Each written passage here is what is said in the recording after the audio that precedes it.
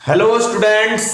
आज फिर स्वागत है मेरे YouTube चैनल MS पथेरिया पे आपका दोबारा से। अब हम किसके बारे में बात करने जा रहे हैं बेटा? मेरा चैनल है MS पथेरिया, तो इसी के ऊपर आगे बढ़ते हैं। हम टॉपिक स्टार्ट कर रहे थे अल्कोहल फिनोल इथर। हमने यही स्टार्ट किया हुआ था, अल्कोहल फिनोल इथर। इसको हम पढ़ रहे थे बेटा, जिसमें अल्कोहल आपका कंप्लीट हो चुका है, फिनोल आपका कंप्लीट हो चुका है। आज हमारा टॉपिक है बेटा इथर। क्या है बेटा? आपका टॉपिक है इथर। इथर में क्या कह रहा है बेटा? किन्हें बोला जाता है? पहले भी बता चुका हूं। ROR को क्या बोलते हैं? इथर। ROR यानी कि इधर कार्बन चेन, बीच में ऑक्सीजन, इधर भी कार्बन चेन, दोनों तरफ कार्बन चेन और मिडल में ऑक्सीजन, तो उसे हम क्या नाम देते हैं बेटा? ईथर नाम दिया जाता है। यही था। और मैंने तुम्हें यह भी बताया था, जो ईथर है वो दो टाइप के होते हैं, एक सिमेट्रिकल और दूसरा क्या बताया था बेटा? अनसिमेट्रिकल। यह भी बता चुका हूं मैं आपको। अब सिमेट्रिकल क्या होता है, अनसिमेट्रिकल क्या होता है? सिमेट्रिकल का मतलब होता है बेटा, जब ये दोनों कार्बन चेन, ये और ये, इसको R1 मान लो, इसको R2, जब R1 और R2 अगर इक्वल है तो इसे बोलते हैं बेटा सिमेट्रिकल इथर। इसे हम क्या नाम देते हैं? Symmetrical ether.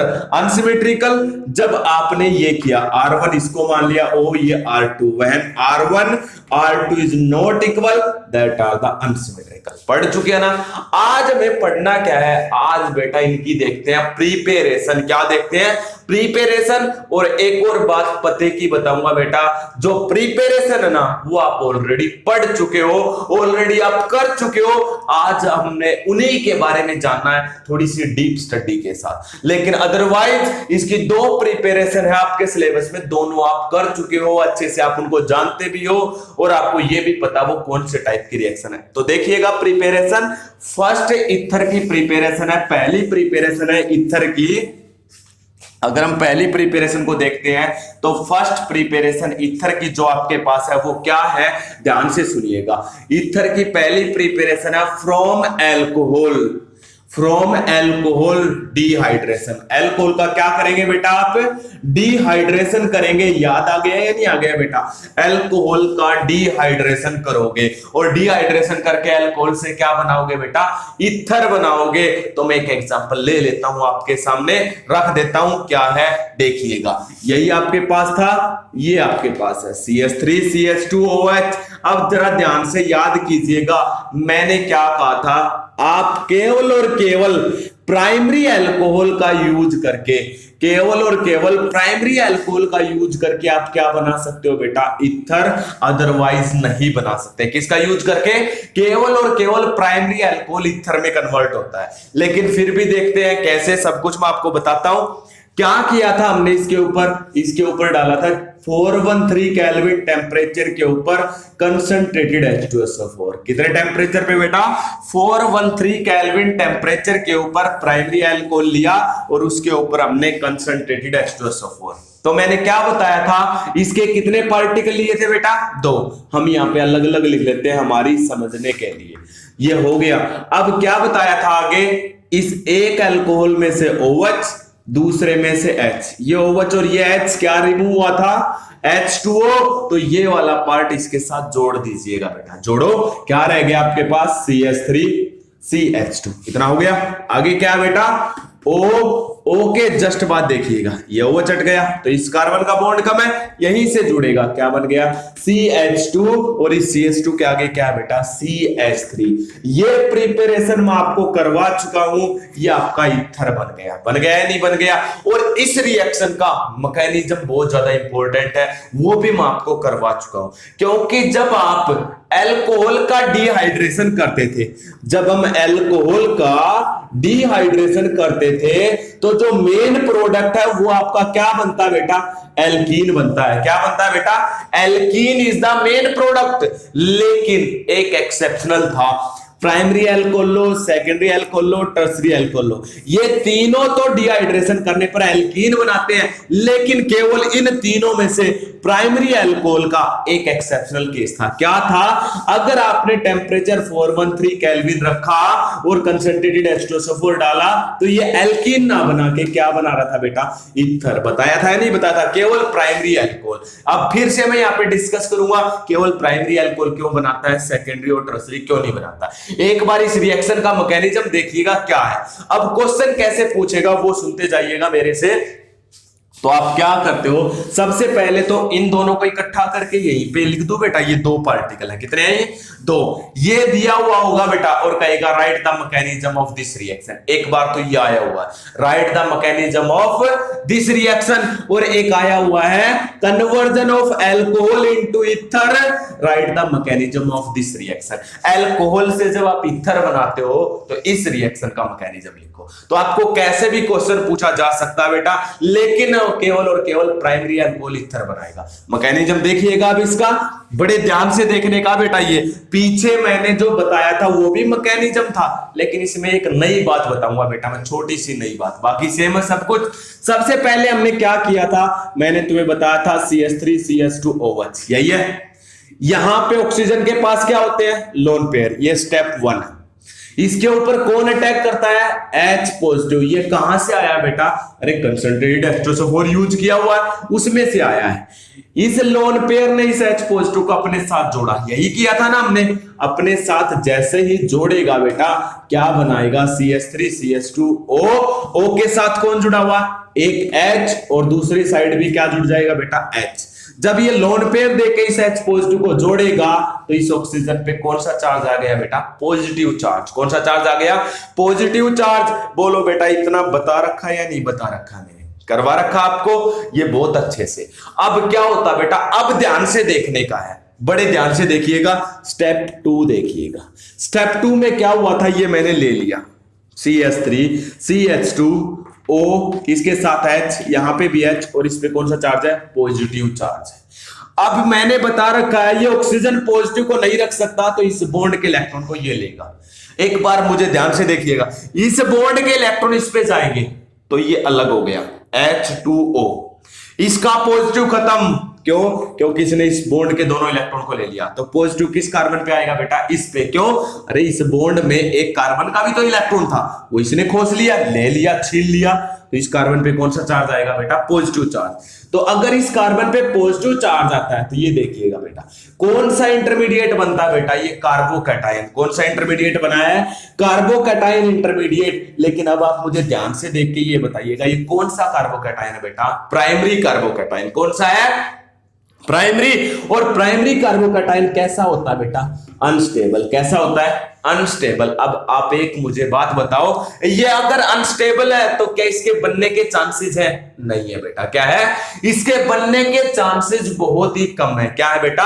इसके बनने के चांसेस बहुत ही कम है। तो फिर क्या होगा बेटा? अगर ये बनता ही कम है, बहुत ही रेयर अमाउंट में बनता है, तो यहां पे क्या होता है बेटा? ये अनस्टेबल है, पहली बात तो।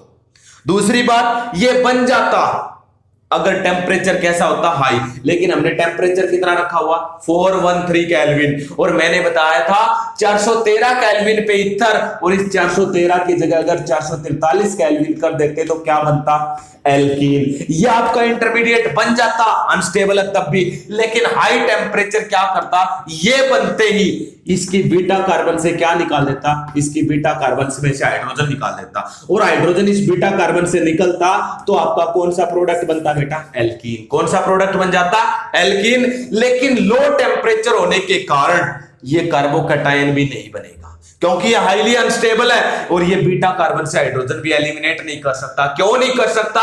बीटा कार्बन से हाइड्रोजन एलिमिनेट करने के लिए बेटा दो कंडीशन है। पहले टेम्परेचर हाई, यहां पे टेम्परेचर लो है, क्योंकि हाई टेम्परेचर अगर कोई हाइड्रोजन नहीं देता है उससे भी धक्के से फोर्सली बीटा कार्बन से हाइड्रोजन निकाल लेता है। सेकंड कंडीशन होती है बेटा, जो इंटरमीडिएट बना है उस इंटरमीडिएट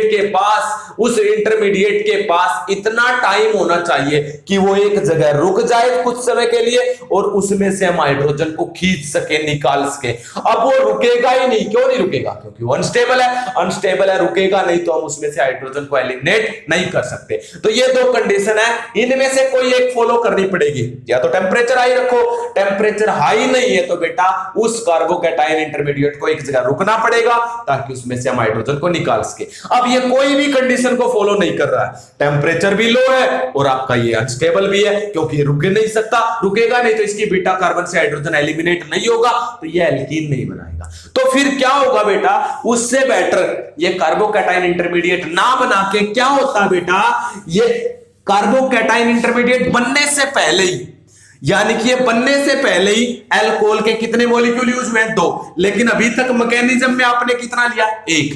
दूसरा अल्कोहल का पार्टिकल आएगा, ये आ गया बेटा, दूसरा अल्कोहल का पार्टिकल ये आ गया। ये अल्कोहल का पार्टिकल क्या करेगा देखते जाइएगा। जैसे ही ये इस बॉन्ड के इलेक्ट्रॉन को लेगा तो इस कार्बन पे कौन सा चार्ज आना स्टार्ट हो जाएगा बेटा? पॉजिटिव। इसके पॉजिटिव को न्यूट्रल करने के लिए साथ के साथ आपको ये वाला ऑक्सीजन अटैक करेगा। देखो बेटा एक स्टेप घट गया आपका। जो मैंने पीछे मैकेनिज्म करवाया था वो अल्कोहल के अकॉर्डिंग करवाया था, यहां पे ईथर के अकॉर्डिंग करवा रहा हूं बेटा। ध्यान से देखिएगा, इसलिए कह रहा हूं वहां पे अल्कोहल से ईथर बनाने के मैकेनिज्म में स्लाइटली चेंज है, लेकिन अल्कोहल से एल्कीन बनाने के मैकेनिज्म में कोई चेंज नहीं है, कहीं पे भी नहीं है। लेकिन अल्कोहल से जो ईथर बना रहे हो उसमें थोड़ा सा चेंज, माइनर सा चेंज जरूरी है बेटा। अब आप देखिएगा जैसे ये अटैक करेगा ये अलग हो गया, ये अलग होते ही देखिए क्या बन गया? H2O। ये तो बन गया H2O। तो ये वाला इस कार्बन से जुड़ जाएगा। जुड़ने के बाद क्या बनाएगा बेटा? मैं यहीं पे लिख देता हूं CH3। ये रहा आपका CH2 जिसपे पॉजिटिव चार्ज था, इस पे पॉजिटिव आना था लेकिन उसके साथ बहुत तेजी से कौन जुड़ गया? ये ऑक्सीजन जुड़ गया। अब ये ऑक्सीजन क्या करेगा? इस ऑक्सीजन से को देखो, एक क्या जुड़ा हुआ? H, ये जुड़ा हुआ, ऊपर से CH2 और CH3। मैं यहीं पे जोड़ देता हूं, ये CH2 जोड़ दिया और ये क्या जोड़ दिया बेटा? मैंने CH3 को जोड़ दिया है। बोलो बेटा समझ आया या नहीं आया? अब इस ऑक्सीजन पे कौन सा चार्ज आएगा बेटा? Positive charge. क्यों आया? अरे इसने अपना लोन पेयर दिया है। ये सेकंड स्टेप था बेटा, एक स्टेप कम हो गया। जो मैंने अल्कोहल वाले पार्ट में अल्कोहल से ईथर बनाने का मैकेनिज्म करवाया था उसमें पहले कार्बोकैटायन इंटरमीडिएट बनाया था, तब इसने अटैक किया था। वो भी सही है बेटा, लेकिन ये बेस्ट। थर्ड स्टेप का आपको पता है वही है सेम जो पहले भी करवाया था। तीसरा स्टेप देखिए अब क्या होगा। ये ऑक्सीजन, इसको ये H जुड़ा हुआ है, इसके आगे CH2 CH3 और ये पॉजिटिव। अब ये मत समझ जाना सर यहाँ पे तो आपने ऑक्सीजन पे H ऊपर जोड़ा था, यहाँ पे नीचे आ रहा है, कहीं पे भी जोड़ लो, जुड़ा हुआ ऑक्सीजन को है। लास्ट स्टेप क्या बता रखा बेटा?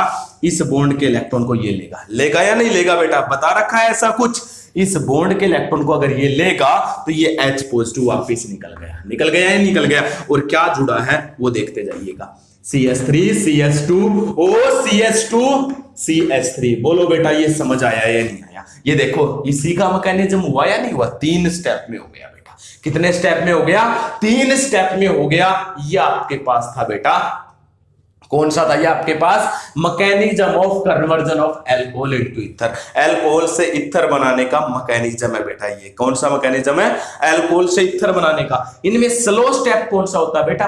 पता है? ये वाला आपका स्लो स्टेप होता है। ये था बेटा अल्कोहल से ईथर बनाने का मैकेनिज्म। हो जाएगा तो अल्कोहल से ईथर ऐसे बनाओगे। अल्कोहल से ईथर बन गया, इसमें कौन सा मैकेनिज्म लगा है? अब ध्यान से देखिएगा ओवरऑल हुआ क्या है। ओवरऑल देखिए क्या हुआ है, सब कुछ देखिएगा। मैं एक बार इसको रफ कर दूं बेटा। आपका ओवरऑल क्या हुआ इस रिएक्शन में अच्छे से देखना और फिर मुझे बताना ये कौन सी रिएक्शन है। बहुत जरूरी है बेटा। यहां पे ये देखिएगा, मैंने ये हटा दिया, ये CH3 CH2 OH, इन्हीं दो पार्टिकल के बीच में ये बना था ना बेटा, हमने ये बनाया था। ओवरऑल हुआ क्या है ध्यान से देखिएगा। ओवरऑल ये हुआ बेटा, यहां से ये कौन सा चार्ज निकल गया? OH negative. कौन निकल गया? OH negative. और उसकी जगह पे कौन जुड़ा है? ये वाला पार्ट जुड़ गया। इस पार्ट पे ऑक्सीजन पे कौन सा चार्ज है? Negative charge. देखो इसमें से OH नेगेटिव निकला तो ये रह गया, ये रहा। उसके बाद इस OH नेगेटिव की जगह कौन जुड़ गया? OCH2 CH3। OCH2 CH3 देखो जुड़ा हुआ या नहीं जुड़ा हुआ? ओवरऑल क्या हुआ बेटा इसके अंदर? OH नेगेटिव, यानी कि एक नेगेटिव दूसरे नेगेटिव से बदला गया, और ऐसा तब होता है तो उसे बोलते हैं न्यूक्लियोफिलिक सब्स्टिट्यूशन रिएक्शन। किसे बोलते हैं बेटा?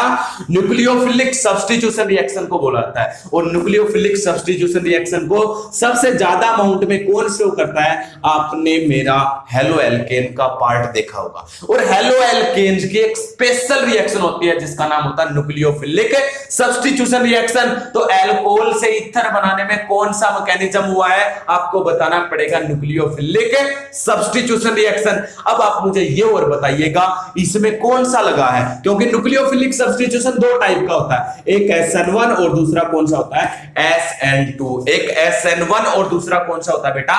SN2। अब इन दोनों में से बताइएगा कौन सा हुआ, इन दोनों में से सुनिएगा बेटा। अब आपको सेकंड स्टेप क्या था? ये था बेटा आपका स्टेप 2। एक बार देखो आप अपने उसमें सेकंड स्टेप क्या था? ये था बेटा, इसके ऊपर इस तरीके से ये अटैक हुआ था इस ऑक्सीजन के लोन पेयर का, इसने अटैक किया था और इस कार्बन पे अटैक किया था, यही किया था ना, और इस बॉन्ड के इलेक्ट्रॉन इस पे। देखो मैंने बता रखा है SN2 मैकेनिज्म में हमेशा नया नया न्यूक्लियोफाइल। क्यों? जब किसी का लोन पेयर अटैक करता है तो उसे हम क्या नाम देते हैं? न्यूक्लियोफाइल। तो ऑक्सीजन का लोन पेयर इस कार्बन पे अटैक कर रहा है और पीछे से अटैक कर रहा है बैक साइड से, इसमें कोई इंटरमीडिएट नहीं बना। इंटरमीडिएट किसमें बनता था? SN1 मैकेनिज्म में। SN1 मैकेनिज्म में कौन सा इंटरमीडिएट बनता था? कार्बोकैटायन। अगर आपको याद नहीं है तो बेटा SN1 और SN2 की वीडियो देखो, हेलोएल्केन्स के चैप्टर में MS पथेरिया की न्यूक्लियोफिलिक सब्स्टिट्यूशन रिएक्शन देखोगे आप।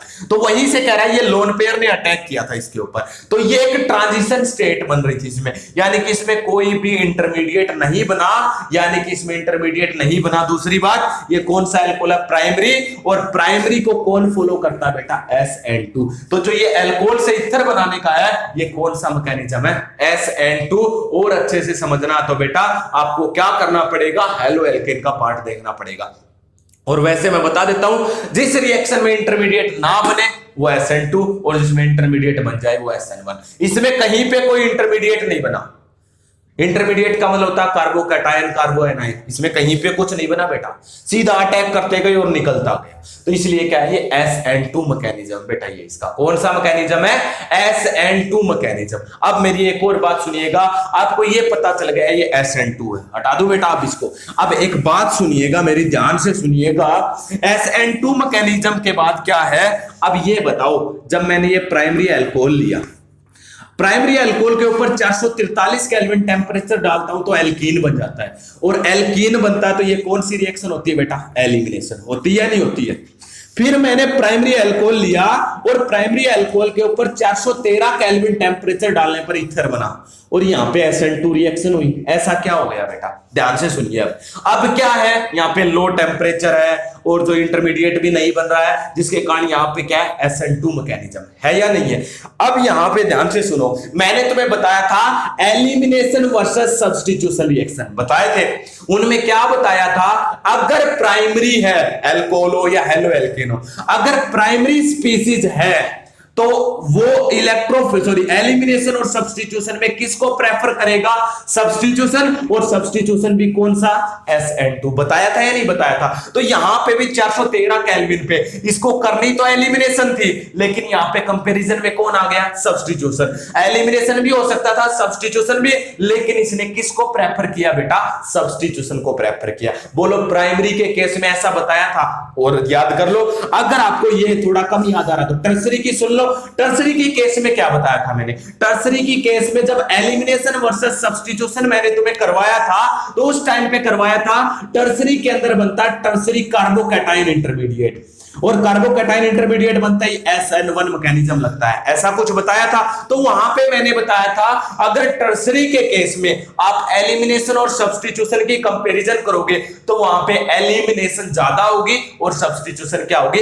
कम होगी। लेकिन आप एलिमिनेशन को कम करवा सकते हो बाय चेंजिंग कंडीशन। अगर नॉर्मली आपसे पूछे तो मैंने बताया था एलिमिनेशन ज्यादा होती है टर्सरी के केस में और सब्स्टिट्यूशन कम होता है। वैसे ही मैंने यहां पे प्राइमरी के केस में तुम्हें बताया था, क्या बताया था, सब्स्टिट्यूशन ज्यादा होता है और एलिमिनेशन कम होता है। और सब्स्टिट्यूशन भी कैसा होता है बेटा, SN2। इसलिए यहां पे लो टेम्परेचर होते ही सब्स्टिट्यूशन हुआ और कौन सा हुआ बेटा, SN2। तो प्राइमरी अल्कोहल ने ईथर क्यों बनाया लो टेम्परेचर पे, मैं पिछली पार्ट में भी और यहां पे भी एक्सप्लेन कर चुका हूं, हो जाएगा। अब सेकेंडरी और टर्सरी का सुनिए क्या होगा, वो क्यों नहीं बनाते हैं, हटा दो बेटा इसको।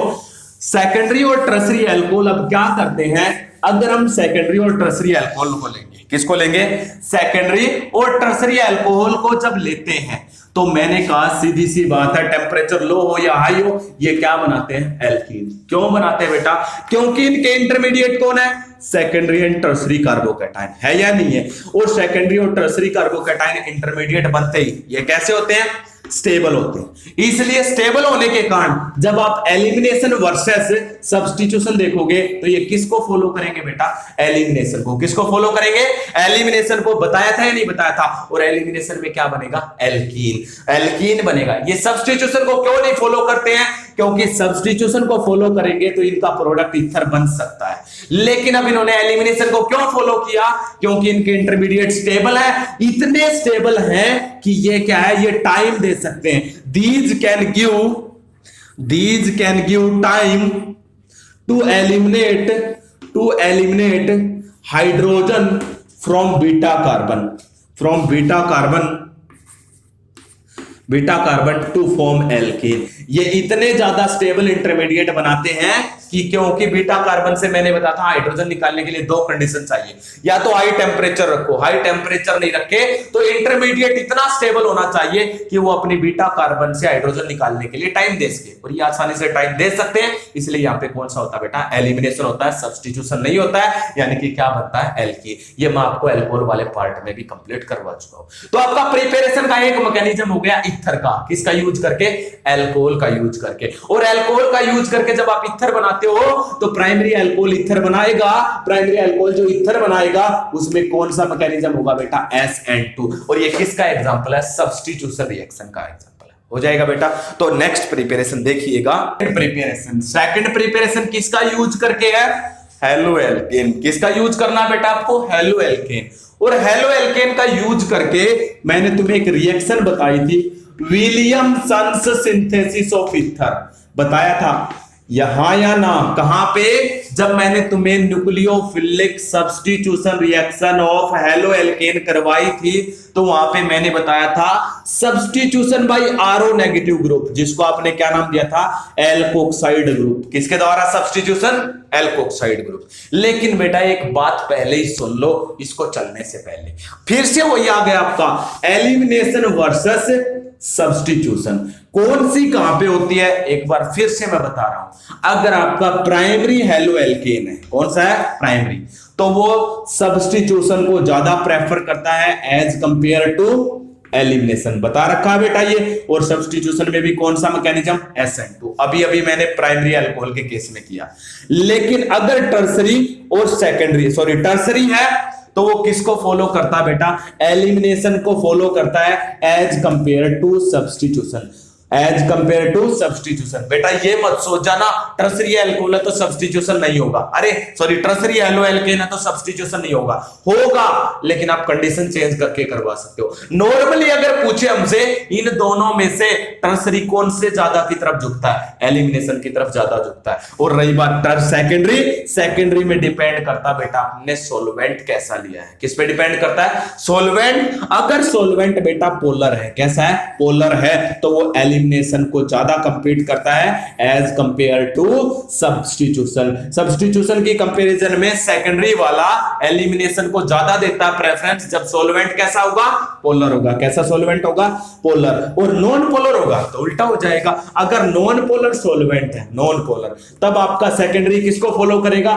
सब्स्टिट्यूशन को एज कंपेयर टू एलिमिनेशन। बोलो बेटा इतना समझ आया है, अरे ये सब कुछ हो गया या नहीं हो गया, ये आपके पास था। अब आगे बढ़िएगा, हेलो एल्केन्स का यूज करके ईथर बनाना है। मैं एक एक छोटा छोटा एग्जांपल, ये सबसे पहले जरूरी होना चाहिए। देखो बेटा, प्राइमरी सब्स्टिट्यूशन को फॉलो करेगा as compare to elimination, secondary और टर्सरी यहां पे किसको फॉलो करेंगे वो मैंने बता दिया। अब आप आ जाइए हेलो एल्केन से ईथर बनाने का। तो मैं एक सिंपल सा एग्जांपल आपके सामने रखता हूं, फिर आगे बढ़ेंगे। तो elimination, sorry, Williamson synthesis of ether, मैंने ये ले लिया बेटा एक halo alkane CH3Cl। Halo alkane का मतलब जिस कार्बन चेन में हेलोजन जुड़ा हुआ, यही होगा ना बेटा। इसकी रिएक्शन किसके साथ करवानी है? Alkoxide ion RO negative. लेकिन RO नेगेटिव मैंने बताया था तुम्हें, कभी अकेला थोड़ी मिलता है। RO नेगेटिव किसके साथ मिलता है? सोडियम के साथ। बताया था या नहीं बताया था? तो आपको सोडियम एल्कोक्साइड लेना पड़ेगा, जिसकी रिएक्शन हेलो एल्केन से करवाओगे। R का मतलब कोई कार्बन चेन, मान ले तो यही कार्बन चेन ने मैंने ले ली, तो क्या बन जाएगा? CH3ONA। यही लेना ना बेटा, आपको यही लेना है। अब आगे बढ़ते जाइएगा, यही लोगे तो क्या बनेगा बेटा? यही लोगे तो आपको थोड़ा सा हीट भी करना बताया था। और क्या होता है? ये नेगेटिव, यहां पे ये नेगेटिव मैंने बताया था, ये वाला पार्ट इससे रिप्लेस हो जाएगा, सब्स्टिट्यूट हो जाएगा। तभी तो कौन सी रिएक्शन होगी? Nucleophilic substitution reaction of halo alkene, उसी के अंदर ही तो पढ़ा था। तो इसको इससे रिप्लेस कर दो, करो, क्या बनेगा? ये CH3 एज इट इज। फिर इस Cl की जगह ये आएगा, कहां से जुड़ेगा बेटा? इस ऑक्सीजन की तरफ से O, और आगे CH3 प्लस ये Cl इसके जगह पे आ जाएगा, क्या बन जाएगा? NaCl। ये देखो बेटा क्या बन गया आपका? ईथर बन गया। और इस रिएक्शन को मैंने क्या नाम दिया था तुम्हें? Williamson's synthesis of ether. क्या नाम दिया था बेटा? Williamson's synthesis of ether. लेकिन अब एक बात ध्यान से देखने की है, सोचने की है, ध्यान लगा के सुनिएगा। ये कौन सा? प्राइमरी से भी छोटा सिंपल हेलो एल्केन है। कैसा है? Simple halo alkane. तो यहां पे सिंपल हेलो एल्केन है, तो कौन सा मैकेनिज्म लगेगा बेटा? SN2। कौन सा लगेगा? SN2। और अभी अभी बताया था एलिमिनेशन वर्सेस सब्स्टिट्यूशन में जो सिंपल होते हैं और जो प्राइमरी होते हैं वो किसको फॉलो करते हैं बेटा? सब्स्टिट्यूशन। तो यहां पे इसने किसको फॉलो किया? सब्स्टिट्यूशन को फॉलो किया बेटा। किसको फॉलो किया? सब्स्टिट्यूशन को फॉलो किया। अदरवाइज ये एलिमिनेशन को भी फॉलो कर सकता था। अब एक और एग्जांपल ले लीजिएगा। एक और एग्जांपल क्या लेते हैं? ये कह रहा है आगे आपके पास, हटा दो बेटा इसको, ये आप ध्यान से सुनिए, अभी तो सुनने का इसमें विलियमसन सिंथेसिस ऑफ ईथर में ये कह रहा है अगर आपको अनसिमेट्रिकल ईथर बनाना हो, कैसा बनाना हो? Unsymmetrical ether. अगर आप अनसिमेट्रिकल ईथर बनाना चाहते हो, मतलब ये आप बनाना चाहते हो ये दोनों अलग अलग रखने हैं आपको, R1 और R2, तो आप कैसे बनाओगे? तो एक बात मेरी गांठ बांध लो बेटा, जब भी हेलो एल्केन लोगे वो या तो सिंपल होना चाहिए या प्राइमरी होना चाहिए। कैसा होना चाहिए? या तो सिंपल हेलो एल्केन लोगे या प्राइमरी। सेकेंडरी और टर्सरी लेते ही आपका ईथर नहीं बनेगा। जैसे अल्कोहल में नहीं बना था ना, सेकेंडरी और टर्सरी अल्कोहल लेते ईथर नहीं बना था, वैसे ही यहां पे अगर आपने हेलो एल्केन सेकेंडरी और टर्सरी ले लिया तो ईथर नहीं बनेगा, रादर एलिमिनेशन हो जाएगा। और एलिमिनेशन के बाद क्या बनता है? एल्कीन। सुनते जाइएगा, एक एक चीज बताऊंगा ऐसा क्यों होता है। पहले सिर्फ इतना याद रखो, हेलो एल्केन आपका सिंपल या प्राइमरी होना चाहिए। लेकिन आप में से कुछ ये भी पूछेंगे, सर अगर ये सिंपल और प्राइमरी लेंगे तो अनसिमेट्रिकल कैसे बनाएंगे? अरे बेटा बहुत अच्छी बात है, आप सोचते हो ऐसा, बहुत अच्छी बात है, लेकिन मैं बता रहा हूं आपको, ध्यान से देखिए। मैंने क्या करवाया है? ये हेलो एल्केन, एक एग्जांपल ले रहा हूं, इसकी रिएक्शन किसके साथ करवा रहे हो आप? Sodium alkoxide. अरे ये वाला हेलो एल्केन तो आप सिंपल ले लो या प्राइमरी ले लो, लेकिन ये आपके पास कोई वो थोड़े ही है, इसको आप कैसा भी ले सकते हो जैसा आपका मन करे। इसको तो कितना भी बड़ा ले लो, इसके ऊपर कोई रेस्ट्रिक्शन नहीं है, इसके ऊपर कोई बंदिश थोड़े ही है। बंदिश तो यहां पे है, हेलो एल्केन की रिएक्शन है बेटा। ये किसकी रिएक्शन है? हेलो एल्केन की न्यूक्लियोफिलिक सब्स्टिट्यूशन रिएक्शन है, इसलिए ये सिंपल या प्राइमरी होना चाहिए। ये आप जैसा चाहो ले सकते हो, आपकी इच्छा है। तो आपको अगर अनसिमेट्रिकल ईथर बनाना है तो आप इसको चेंज कर दो, कितना भी बड़ा कितना भी छोटा कैसा भी बना लो, लेकिन ये वाला आपका सिंपल या कैसा होना चाहिए? प्राइमरी। क्यों होना चाहिए? ध्यान से देखिएगा, मैं एक एग्जांपल पेश करता हूं आपके सामने, वो देखिएगा, फिर आप ये ले लीजिएगा। मैंने क्या किया? प्राइमरी ले लिया बेटा, CH3 CH2Cl ले लिया हेलो एल्केन। मान लेते हैं मैंने ये क्या किया, ये वाला ग्रुप देखो, अब इसको आप कैसा भी ले लो, मैंने ये ले लिया, कोई दिक्कत नहीं आनी है। थोड़ा सा हीट किया, ठीक है, ये Cl नेगेटिव, ये Na पॉजिटिव, क्या बना लेगा बेटा? NaCl। क्या बना लेगा? NaCl बन गया। अब ये जो पीछे ग्रुप बचता है इसका नाम बताओ बेटा क्या है? ये ग्रुप बच गया, इसका नाम मैंने बता रखा तुम्हें एल्कोक्साइड। वैसे इसका नाम तो और कुछ बनेगा, लेकिन इस पूरे ग्रुप को हम क्या बोलते हैं? जब कार्बन चेन से ऑक्सीजन जुड़ा हुआ हो तो उसे हम क्या नाम देते हैं बेटा? एल्कोक्साइड। और एल्कोक्साइड आयन किसका काम करता है बेटा? स्ट्रॉन्ग बेस का। बोलो बेटा, बता रखा है या नहीं बता रखा है? हाँ या ना? और ये स्ट्रॉन्ग बेस अगर है तो जिस कार्बन को हैलोजन जुड़ा हुआ वो अल्फा, और उससे आगे वाली कार्बन क्या? बीटा। होगा या नहीं होगा?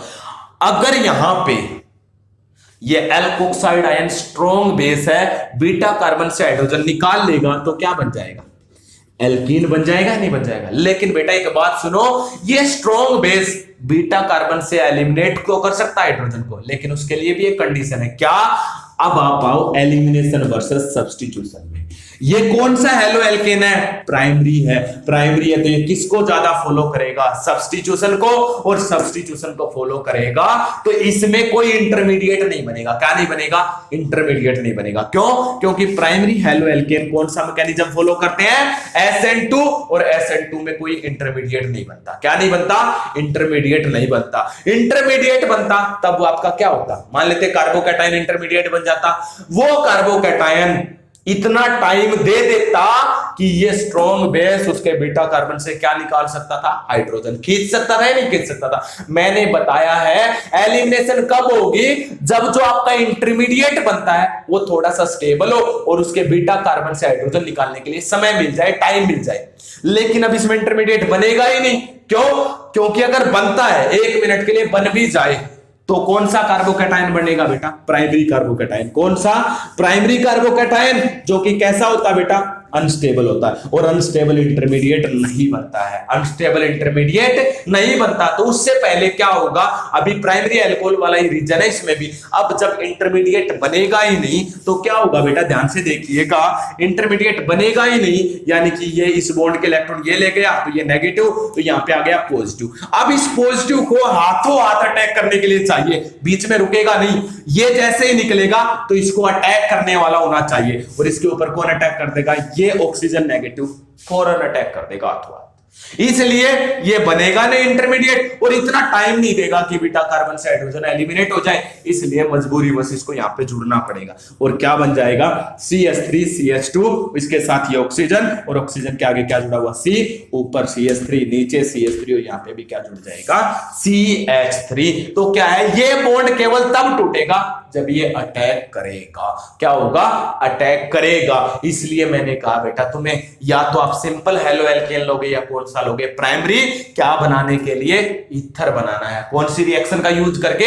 Williamson's synthesis of ether. ये आप कैसा भी ले सकते हो, फिर भी आप नोट डाउन कर लीजिएगा। मैं आपको एक पते की बात बता रहा हूं। To prepare ether from halo alkane, halo alkane should be primary और सिंपल, बिकॉज प्राइमरी और simple hello alkane prefer substitution as compare to elimination, so they not form intermediate,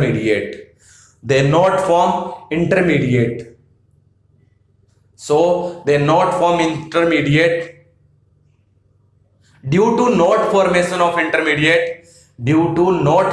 of intermediate, they cannot eliminate hydrogen from beta carbon, and cannot form alkene,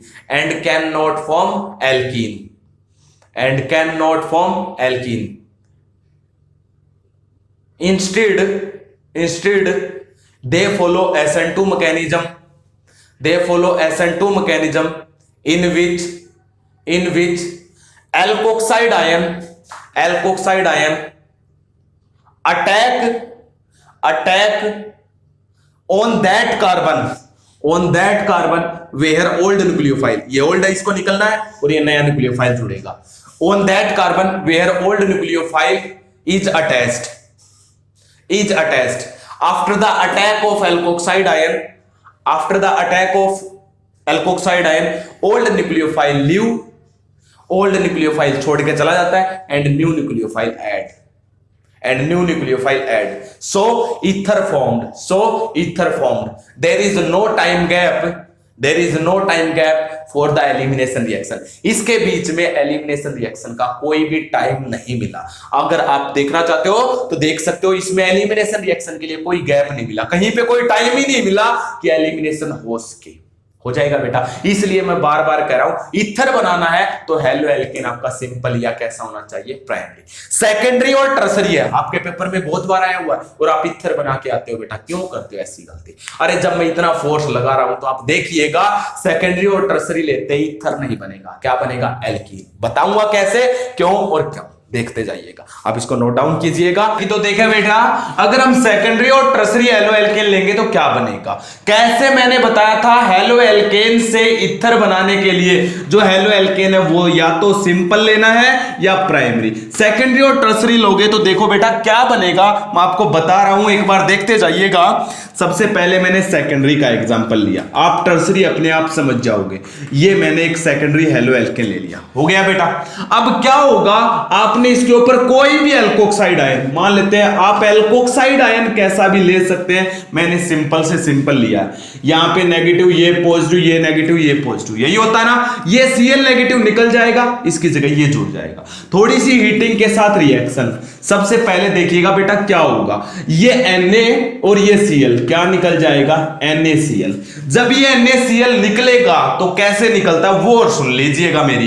इस bond के electron को ये Cl negative, ये Na positive, NaCl, और क्या हो जाएगा, अब ये बनेगा तो आपके पास क्या होगा, पहले बीच में इंटरमीडिएट बनता बेटा। ये बॉन्ड के इलेक्ट्रॉन टूटे तो क्या बना आपका CH3, ये CH, यहां पे CH3, और इस कार्बन पे कौन सा चार्ज आया, पॉजिटिव चार्ज, यानी कि कौन सा कार्बोकैटायन बना बेटा, सेकेंडरी कार्बोकैटायन। कौन सा है, सेकेंडरी कार्बोकैटायन, जो कि कैसा होता है, स्टेबल। और दूसरी बात, इसमें जो हमने सॉल्वेंट डाल रखा वो पोलर सॉल्वेंट डाल रखा है। कौन सा डाल रखा है बेटा, पोलर सॉल्वेंट। तो पोलर सॉल्वेंट है तो यहां तक ये कौन सा मैकेनिज्म फॉलो कर रहा है, SN1। कौन सा, SN1 के अकॉर्डिंग पहले इंटरमीडिएट बन गया, अब ये इंटरमीडिएट बना, तो इस Cl नेगेटिव ने Na पॉजिटिव को लेके NaCl। अब आपका ये पार्ट रह गया, ये क्या करेगा, ये पार्ट नेगेटिव, ये पॉजिटिव, जुड़ना चाहिए या नहीं जुड़ना चाहिए। लेकिन क्या होता बेटा, मैंने बताया था जब आपका सेकेंडरी और टर्सरी में अगर कार्बोकैटायन बन जाता है तो वो कार्बोकैटायन इतना टाइम दे देता है कि बीटा कार्बन से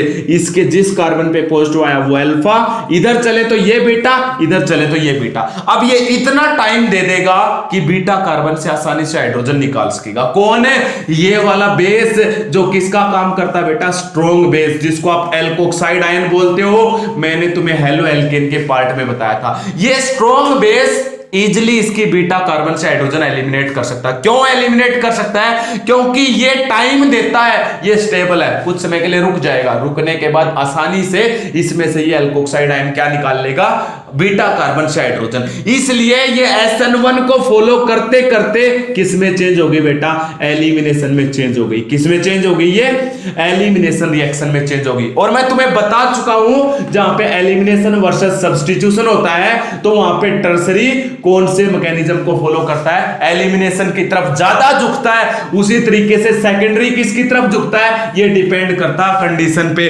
पोलर सॉल्वेंट होगा तो ये किसकी तरफ झुकेगा, एलिमिनेशन, तो ये एलिमिनेशन की तरफ झुक गया। इसलिए क्या करेगा, ये बीटा कार्बन से एक हाइड्रोजन, मान लेते हैं इस बीटा कार्बन से हाइड्रोजन निकाला, इस CH3O नेगेटिव ने लिया, क्या बन गया बेटा, CH3OH। क्या बन गया, CH3OH। अब क्या रह गया, यहां पे रह गया CH2 रह गया। आगे क्या रह गया, CH, उसके जस्ट नीचे क्या है, CH3, और इन दोनों के बीच में क्या आ गया, डबल बॉन्ड। देखिएगा बेटा आपका प्रोडक्ट क्या बन गया, एल्कीन बन गया। ये वाला आपको दिखाना नहीं है, ये तो मैं तुम्हें समझाने के लिए बता रहा था। अभी ऐसा होता है, देखिएगा क्या हुआ है, सबसे पहले इस Cl नेगेटिव को Na पॉजिटिव ने लेके NaCl, तो पीछे ये क्या रह गया, कार्बोकैटायन इंटरमीडिएट। कौन सा है, सेकेंडरी।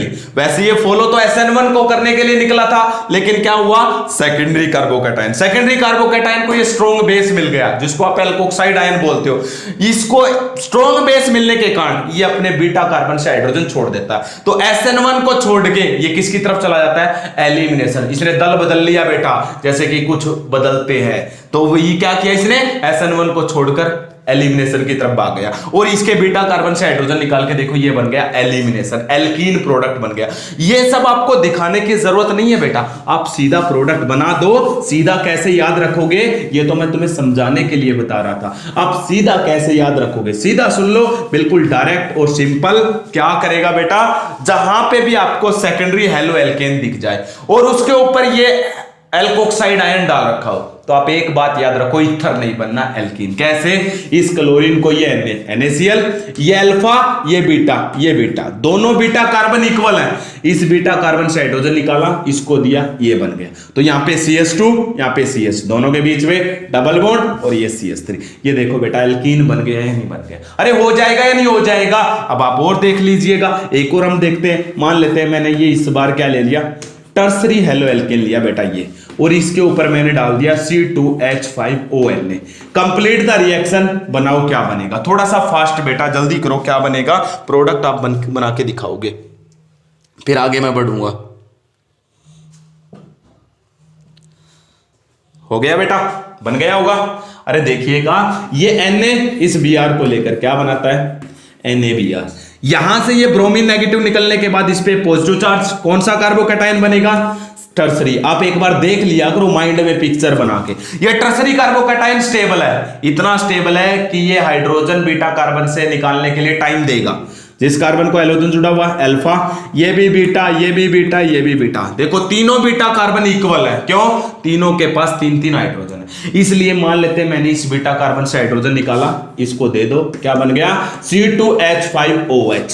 क्या रह गया, अब उसको लिख दो वहां पे, CH3 के आगे क्या है बेटा, C के नीचे क्या है, CH3, और ऊपर यहां पे क्या रह गया, CH2। यहां पे क्या आ जाएगा बेटा, डबल बॉन्ड। क्या आ जाएगा बेटा, डबल बॉन्ड आ जाएगा। क्या आ जाएगा, डबल बॉन्ड आ जाएगा। तो ये क्या प्रोडक्ट बन गया आपका, एल्कीन प्रोडक्ट बन गया बेटा। क्या बन गया, एल्कीन। बोलो बेटा, समझ आया या नहीं आया। तो सेकेंडरी और टर्सरी हेलो एल्केन लोगे तो एल्कीन बनेगा, प्राइमरी या सिंपल लोगे तो इथर बनेगा। तो इथर इसलिए पूछता क्या है, right the limitation of Williamson's synthesis of ether. Williamson's synthesis of ether की लिमिटेशन क्या है, क्या कमियां हैं, क्या खामियां हैं, वो पूछ रहा है। तब आप क्या बताओगे, if we want to prepare ether by the Williamson synthesis then we should taken primary और simple halo alkane, because if we take secondary or tertiary haloalkane for the substitution by alkoxide ion, then the elimination prefer over substitution and alkene is formed as the major product। तो वहां पे क्या बन जाता है बेटा, alkene, because in secondary and tertiary haloalkane secondary and tertiary carbocation are formed which are more stable so that they gives so much time so that we can eliminate easily hydrogen from beta carbon and form alkene। ये था बेटा Williamson synthesis of ether की limitation हो गई है, एक limitation हो गई है। आपको सिंपल या प्राइमरी हेलो एल्केन लेना पड़ेगा, सेकेंडरी और टर्सरी लेते ही एलिमिनेशन रिएक्शन हो जाएगा बेटा। अब एक और सुनिएगा, इसी के अंदर बढ़ा रहा हूं आगे। एक और क्या है, अभी तक आपने एरोमेटिक ईथर नहीं बनाया। अगर विलियमसन सिंथेसिस ऑफ ईथर का यूज करके आप एरोमेटिक ईथर बनाना चाहते हो तो दो तरीके से बना सकते हो बेटा। कैसे, देखते जाइएगा। मान लेते हैं मुझे ये एरोमेटिक ईथर बनाना, ये वाला OCH3, इसका नाम होता है बेटा एनिसोल। याद रख लो, बहुत पते का नाम है।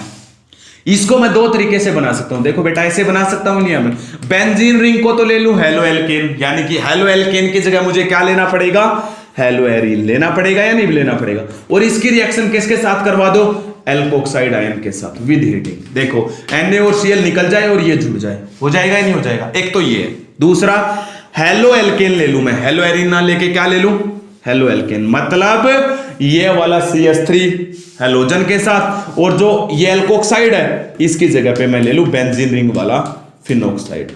इससे भी तो यही हो सकता है, Na और Cl NaCl, और क्या बन सकता है देखिएगा, दोनों केसेस में प्रोडक्ट सेम बन रहा है, इसमें भी एनिसोल। बोलो बेटा बन सकता है या नहीं बन सकता? अरे एक बार देख तो लीजिए ध्यान से, मैं हेलो एल्केन की जगह हेलो एरिन, यानी कि ये बेंजीन रिंग हेलोजन के साथ और ONa CH3 के साथ। इस केस में मैंने हेलोजन CH3 के साथ और ONa बेंजीन रिंग के साथ बन जाएगा।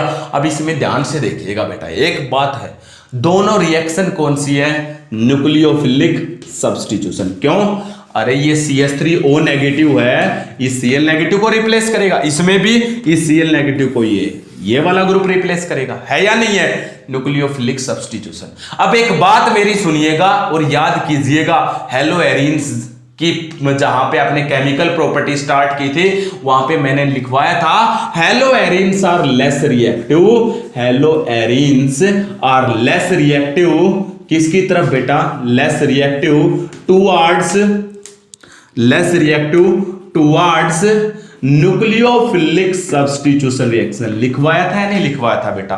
और उसके 3-4 रीजन भी बताए थे। अब ये हेलो एरिन लेस रिएक्टिव है, ये न्यूक्लियोफिलिक सब्स्टिट्यूशन रिएक्शन की तरफ, तो बेटा ये रिएक्शन कैसे हो सकती है? हो सकती है, और ये तो हो सकती है। क्यों? क्योंकि इसमें सिंपल हेलो एल्केन लिया, तो इसलिए बेटा एक और माइंड में दूसरी लिमिटेशन डालो। सेकंड लिमिटेशन क्या है? If we want to prepare aromatic ether, aromatic का मतलब जिसमें बेंजीन रिंग हो, if we want to prepare aromatic ether then we can not take halo arene, because halo arenes are less reactive towards the nucleophilic substitution reaction, and इसका answer क्या आएगा बेटा? And no reaction takes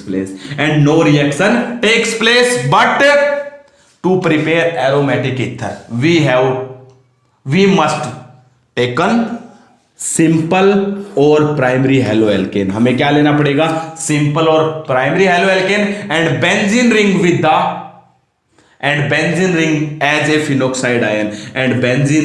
phenoxide ion, इसलिए मैं ONa के साथ तो benzene ring लेना पड़ा, और यहां पे ये कैसा लेना पड़ा? सिंपल या प्राइमरी हेलो एल्केन। बोलो बेटा समझ आया या नहीं आया? अब आगे बढ़िएगा, एक और है यहां पे, अगर मुझे दोनों तरफ बेंजीन रिंग जोड़ना हो, इसी मेथड से दोनों तरफ बेंजीन रिंग जोड़ना हो, हटा दो बेटा इसको, अगर मैं दोनों तरफ बेंजीन रिंग जोड़ना चाहता हूं तो मुझे क्या करना पड़ेगा बेटा? देखते जाइएगा, मैं दोनों तरफ बेंजीन रिंग जोड़ना चाहता हूं, ये O और यहां पे भी बेंजीन रिंग ये जोड़ना चाहता हूं, तो मुझे क्या करना पड़ेगा? बेंजीन रिंग हेलोजन के साथ, प्लस में यहां पे भी मुझे क्या लेना पड़ेगा बेटा? ONa भी किसके साथ लेना पड़ेगा? बेंजीन रिंग के साथ लेना पड़ेगा या नहीं लेना पड़ेगा? दोनों चीजें आपको बेंजीन रिंग के साथ लेनी पड़ेंगी।